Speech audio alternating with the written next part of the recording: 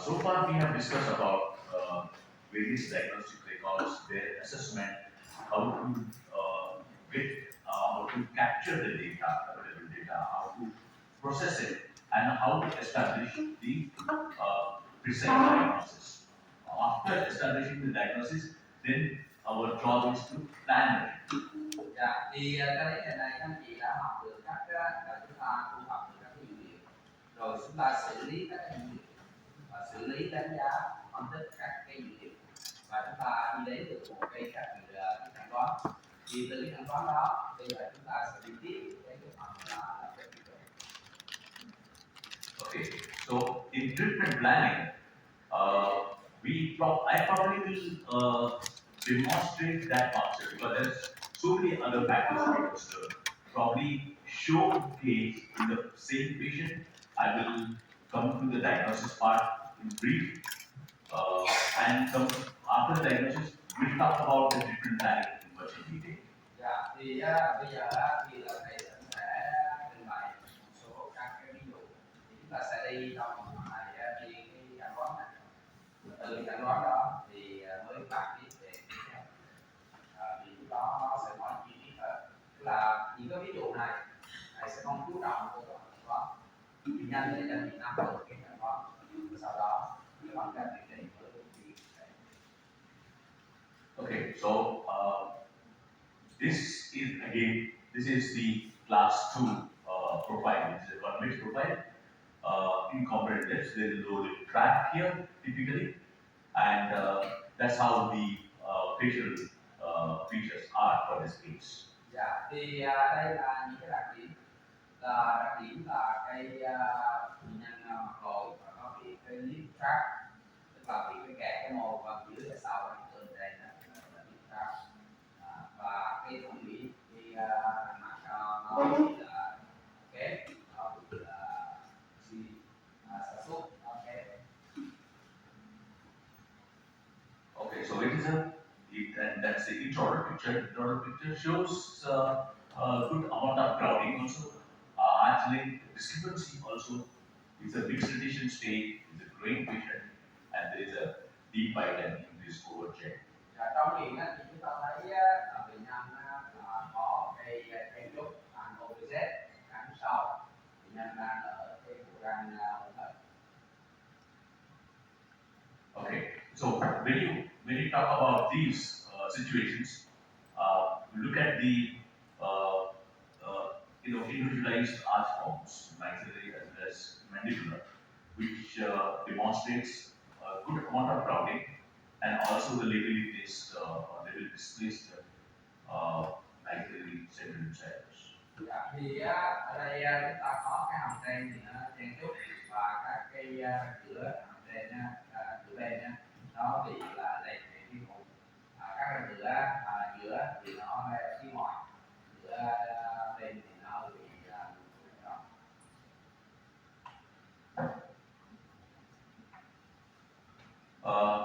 From the radiographs, we have the arch length discrepancy, and the lateral symplogram shows it's the skeletal cluster.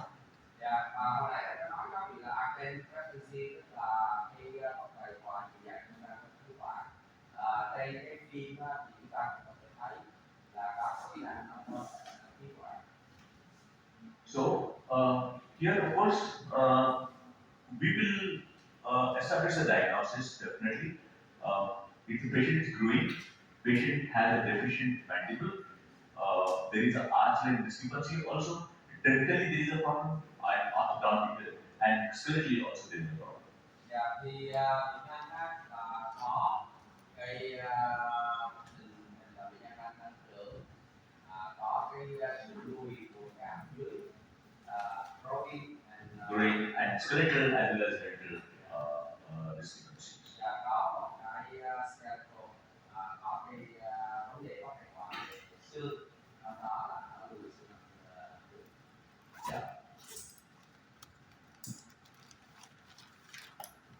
Okay, that's the patient's supplementary tracing assessment indicates that there is a maxillomandibular discrepancy, and it also indicates there is a retrographic mandible. Dạ, chúng ta thấy là trong trường hợp này chúng ta có cái vấn đề ngoài cái xương hàm trên xương hàm dưới. Ờ, với cái xương hàm dưới là nó lùi. Yeah. So that's to, so how do you actually do? So that's the background of the patient. So whole idea was not to discuss the diagnosis part. Idea was to give you a background about the about diagnostic assessment, and then the question is how do you actually proceed with this kind of treatment?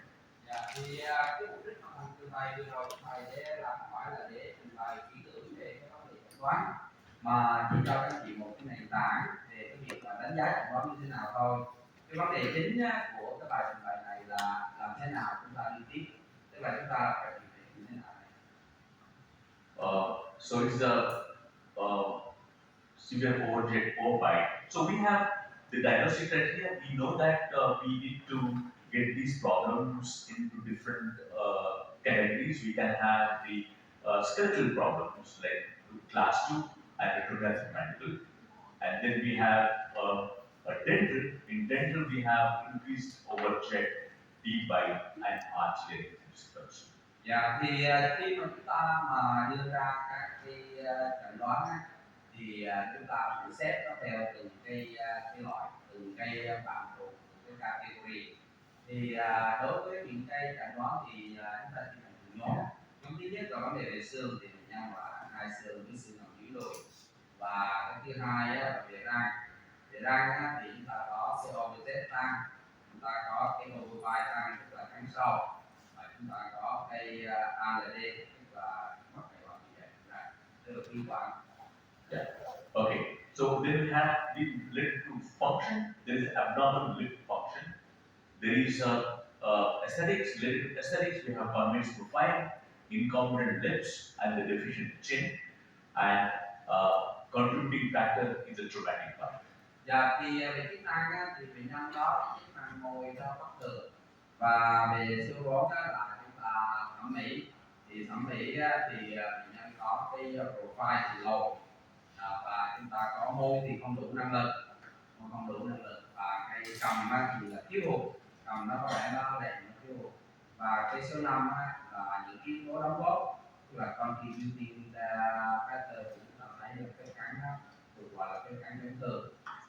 Cái cắn chấn thương là cái cắn ở dưới nó cắn vào trong cái mô mềm ở phía sau từ những cái cắn nó gọi. Okay, so we have, so what is, this is the problem list. Alright. So these are the various problems. So what we have done is we have classified these problems into different headings, into skeletal, dental, function, aesthetics, and any contributing factor. Yeah. Alright, so if you have the complex scenario, if you have multiple problems, we can always divide that so that there is a good clarity in terms of the patient's problem list.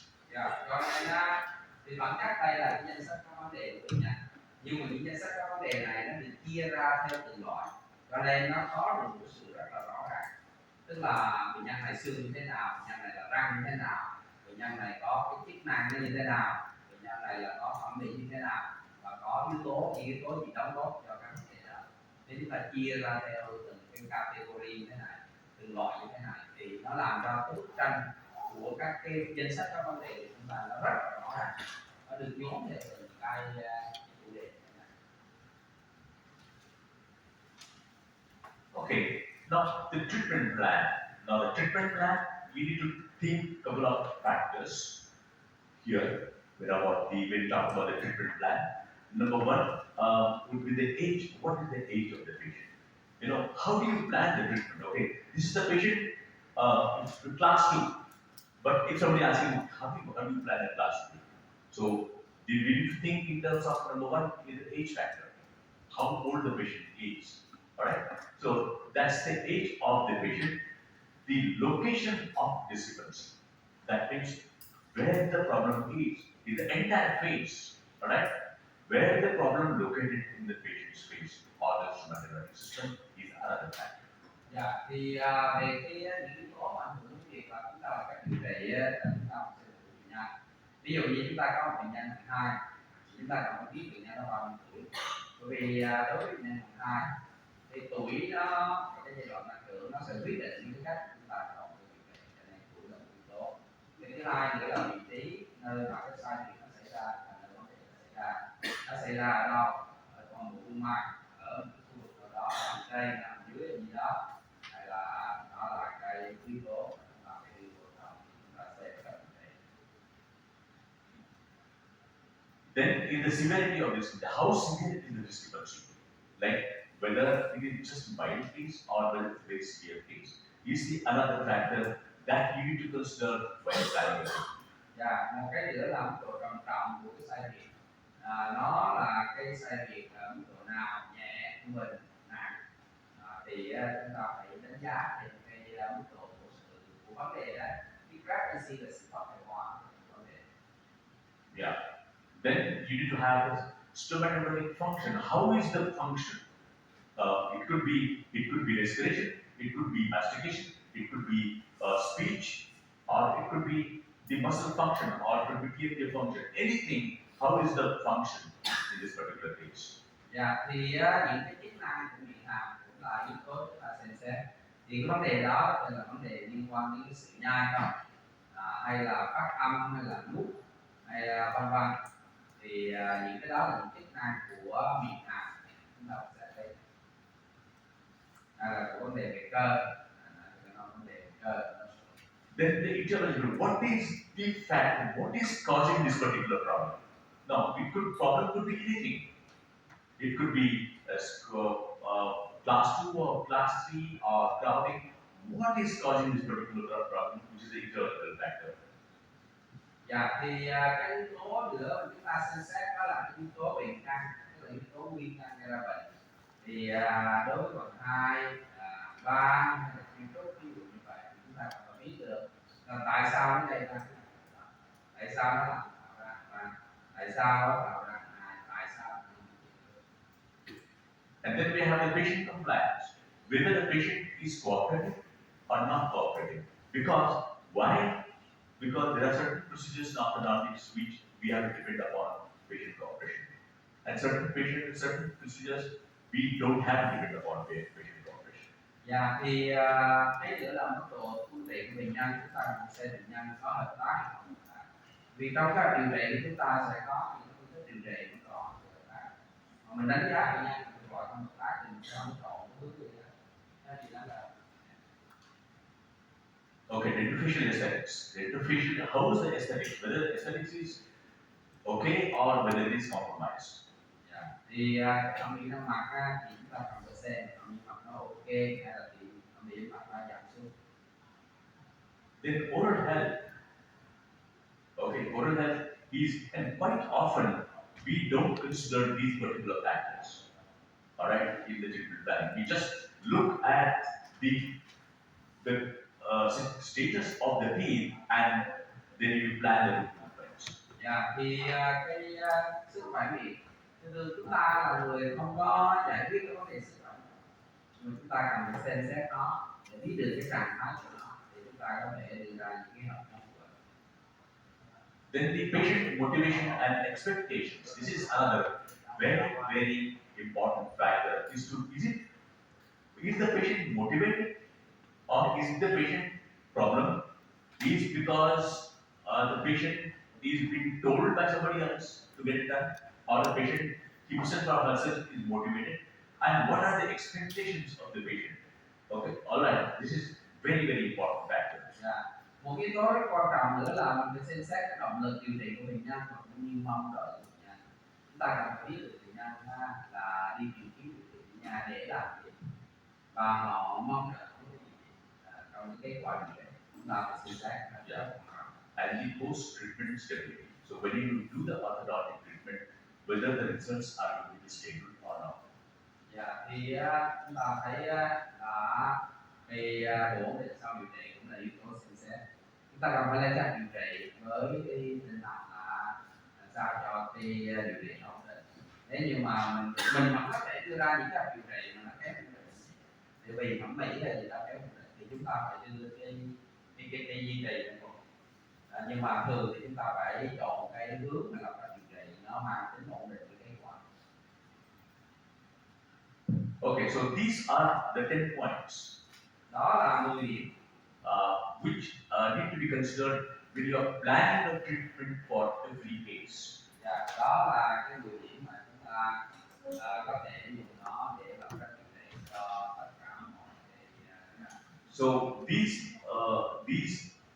patients, these are the 10 points, and we need to consider them. We don't have to actually, you know, uh, modify this any moment. But these are, if you consider this, it'll be good because so that you don't miss any of them. So Thì chúng ta cần phải xem xét tất cả những yếu tố này và đừng có để bỏ sót cái nào. So in this case, age of the patient is 10 years. The location of discrepancy, retrographic mandible. It's a mandible which is at fault. Cho nên ở đây chúng ta có cái bệnh nhân 10 tuổi và cái hàm dưới thì là lùi. Severity of discrepancy is pretty severe. Tức là cái bất hài hòa đó nó rất là nặng. Stomatostatic function, abnormal lip function. Và chức năng của môi là bất thường. Etiology, we don't know how it is. Bệnh căn thì không có biết được. Sometimes the patient give a history of any kind of habit or some trauma or something. So etiology not known. Patient compliance is very good. Thì nói chung thì cái bệnh căn của bệnh nhân thì là không biết được. Có khi chúng ta không biết được là do chấn thương gì đó, nhưng mà thường thì bệnh căn không có nắm được. And the renovation aesthetics, sự thực hiện của bệnh nhân thì cũng đã là tốt. aesthetics is impaired. Cái thẩm mỹ là phát thì nó bị suy yếu. Oral health is good. Cái sức khỏe miệng tốt. Patient motivation, motivated high and high expectations. Nó bệnh nhân thì gì bệnh nhân có động lực điều trị rất cao và có cái trải nghiệm nó nhiều. And the stability, usually prognosis is good. Stability we don't know because how the patient is going to grow and how the patient is going to retain. So that's why I'm not written anything about that. So ở đây thì bệnh nhân là gồm lại cái sự tăng trưởng bao nhiêu phải biết và cái retain whether the patient is going to use retainers regularly or so. Thì bệnh nhân sẽ có dự định là sẽ dùng cái phục vụ duy trì cái đều đặn hay không. But it is expected prognosis is supposed to be good and the stability will also depend upon some other factors. Thì chúng ta thấy những cái này là nó đều là tốt hết. Nhưng nếu như có những vấn đề gì bất thường trọng thì chúng ta cần phải xem xét kỹ lưỡng. Okay, so now understand the diagnosis. That's the class division 1 malfunction now with normal maxilla and retrographic mandible is the diagnosis. There are many other factors. So cái khám của bệnh nhân cũng khá lại. Đây là một cái ca sai của khám hạng 1 và Y 1. the step Cái hạt thường và dưới để nhân tham gia cái yếu tố. the step 1 is to separate pathologic from the developmental problems. Thì cái bước đầu tiên sau khi mà làm điều trị là mình phải tách những vấn đề về lý ra khỏi những vấn đề về sự phát triển. So the patient problem have got something maybe related to caries or peritonial problem or anything else. So those problems you separate from orthodontic problems. Phase 1. Thì chúng ta có bệnh nhân có thể có những vấn đề như sâu răng, vấn đề nhân tru, vân. Những vấn đề đó thì là vấn đề bệnh lý, nó được tách ra và được điều chỉnh trước. Còn vấn đề chỉnh nha là vấn đề phát triển. Vấn đề bệnh nha thì giờ bệnh nhân có khuôn mặt như vậy, có hàm răng như vậy, lỗ sọ như vậy là do cái quá trình phát triển nó trục trặc, nó mới gây ra tình trạng đó, nó không phải là do bệnh. Còn sâu răng, nha tru hay là các bệnh còn thân hay là gì là bệnh, mình cần phải biết được các bệnh đó, mình phải cho đi cạnh chữa, cho đi điều trị cho đó. Yeah. So we have the pathology, which is caries, periodontal problems, etc. We need to think about this. Thì nó có những vấn đề về lý như vấn đề sâu răng, vấn đề nha tru. Chúng ta cần phải xem xét những vấn đề đó trước khi chúng ta làm như một nhà cây cái gì nha. And then we have the developmental problems. Và chúng ta có những vấn đề, nhóm vấn đề là phát triển. Vấn đề phát triển là sai về nhân mặt. Everything that we saw, increase overhead, deep by printing, that we also saw those problems. Tăng overhead, deep by, cầm lệ, cầm efficiency là thiếu hụt là lệ hai, profile lồi, thiếu khoảng là ALD ở ngay dưới và deep track là cái mô dưới ở phía sau ở đây, profile thì lồi và không nghĩ nó bị suy giảm. Yeah, so the patient, you have accepted the diagnosis, but then you are separating the pathologic problems and orthodontic problems. Như vậy á, chúng ta có một cái chẩn đoán và một nhận xét vấn đề. Trong cái vấn đề, trong cái nhận xét vấn đề có hai loại này, loại về bệnh lý, loại về phát triển. Tất cả vấn đề bệnh lý thì sẽ giao cho cái những bác sĩ tư vấn ở trong cái điều trị tổng quát hay là chuyên môn đó. Mình thêm điểm hai là vấn đề phát triển nữa. Okay. Then the step number 2. Là bước thứ hai, consider management of pathologic problems first. Tức là chúng ta sẽ có cái xem xét quản lý cái vấn đề về bệnh học, vấn đề về bệnh lý cơ. Yeah, this is planning for every orthodontic case. Và cái việc mà thầy đang nói này là nó có thể áp dụng cho tất cả mọi cái vấn đề cả cái cả nó có thể. Yeah, we have to first manage the pathology problems. Trước hết là chúng ta phải nắm được các vấn đề để trước khi giải quyết các vấn đề về nha. Then, so in pathology problems, we have to have, you need to control pathology before orthodontic treatment begins. Sau khi các vấn đề bệnh lý nó đã được chữa chạy tốt rồi thì chúng ta cần phải kiểm soát nó, kiểm soát các vấn đề bệnh lý đó trước khi mà chúng ta phải điều trị. Yeah. Once that is done, step number 3. Thì cái bước thứ ba, cái bước 2 xong rồi thì qua bước thứ ba. is organize the developmental problems in a priority order. Chúng ta phải tổ chức các vấn đề phát triển theo cái trình tự có ưu tiên. So those are the development problems. There may be many problems, but then we have to order in the priority. There are certain things they need to be treated, certain things may be compromised to some extent. Thì chúng ta sẽ có những cái vấn đề và chúng ta có mục tiêu cho vấn đề đó. Thì có thể là chúng ta phải hiểu và chúng ta phải giải quyết được các mục tiêu và các vấn đề đó. So we have the increased overjet. Of course, overjet needs to reduce, profile needs to be corrected, deficiency load track is there. All these is a priority order. All right. So thì đây là được xếp theo vấn đề chúng ta sắp xếp theo thứ tự ưu tiên. Overset là cái thằng đầu trong danh sách tạm chúng ta cũng nhận những gì ra, nhưng mà mặt lồi là cái ưu tiên thứ hai, cầm đùi là ưu tiên thứ ba, low lip track tức là kẹp ngồi rồi ống chỉ ra mặt nó bị xấu thì là nó vân vân, đó là cái trình tự các vấn đề chúng ta có thể có được trong kế hoạch. Okay, once this is done, organize the problem. Number 4, step number 4 now. Once the list is priority already, consider possible solutions to each patient specific problem. Chúng ta hãy xem xét những cái giải pháp